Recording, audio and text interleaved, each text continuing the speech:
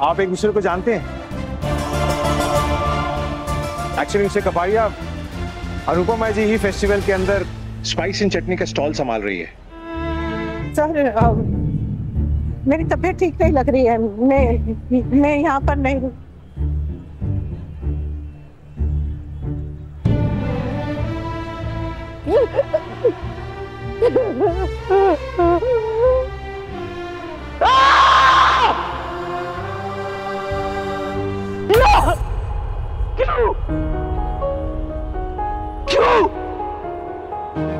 तुम इतने सालों तक मेरे सामने क्यों नहीं आई?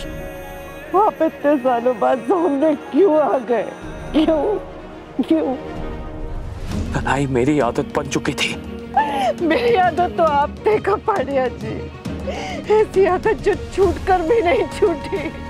इश्क वो धागे नो, जो एक बार रूह पे लग जाए तो मिटाए नहीं मिटता, फिर चाहे दुनिया छूट जाए। ये इश्क का दाग नहीं मिटता, ये इश्क लौट कर सामने जरूर आता है। लेकिन क्यों सामने आ जाता है? जैसे जी रहे थे वैसे ही जी लेते। तुम्हारा तो पता नहीं है नो, पर मैं तो 5 साल पहले ही मर गया था, जब तुम मुझे और मेरी बेटी को छोड़ के चले गई। सिर्फ जी रहा था, ना कोई खुशी थी ना कोई गम था। लेकिन आज तुम फिर से मेरा हाथ छुड़ा के चली गई। फिर से वही गम, वही दुख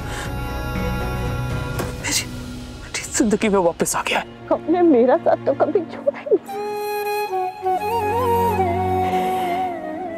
क्योंकि सारी खुशियां आप ही से थे कपाड़िया जी। आपको कुछ रखना चाहते थे,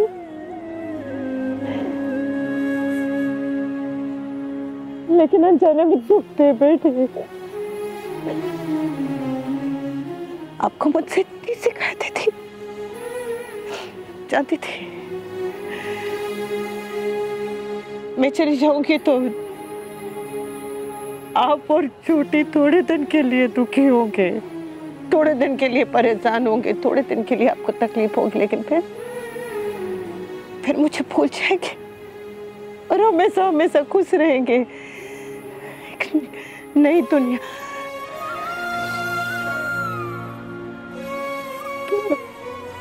किसी ने कुछ भी कहा होता तो कोई फर्क नहीं पड़ता कपाड़िया जी, कोई फर्क नहीं पड़ता। लेकिन जब आपने कहा तो, जब आपने वो सारी बातें कही तो मैं बर्दाश्त नहीं कर पाई। कान्हा जी, मेरी जिंदगी ठहरा हुआ पानी थी ने, तो उसमें तूफान क्यों लेकर आ गए? क्यों? क्योंकि दिलों की कश्तियां किनारों पे खड़े होने के लिए नहीं होती है नो, किनारों पे खड़े होने के लिए नहीं होती हैं। ये मोहब्बत के तूफानों में मंजिल का दरिया पार करने के लिए होती है। कब समझोगी तुम? कान्हा जी, मैं अनुज का गुजरा हुआ कल हूँ, मुझे उनके सामने मत लेकर आइए, मुझे उनके आज में मत लेकर आइए कान्हा जी। मैं उन्हें दुखी नहीं देखना चाहती। हे कि यार, कहाँ हो तुम?